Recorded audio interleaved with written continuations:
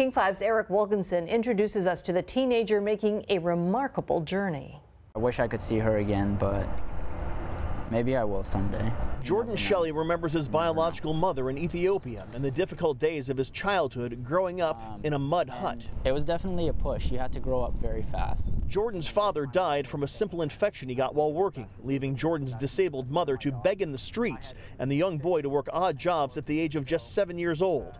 Watching his father die was something Jordan carries with him to this day. Unfortunately, we didn't get to have a proper burial or anything like that.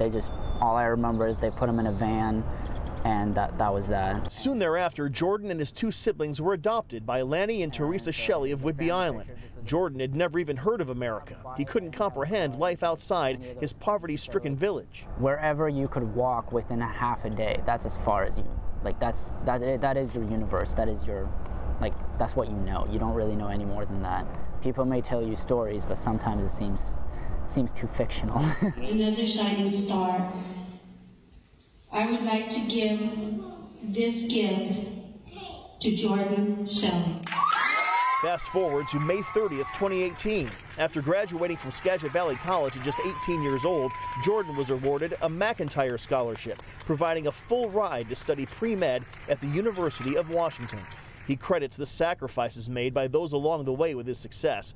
A father who worked hard, a mother who wasn't too proud to beg to feed her children, and two loving parents here who believed and gave Jordan the ability to dream. I want everybody to know I'm definitely not forgetting for the people who have sacrificed for me. Eric Wilkinson, King 5 News.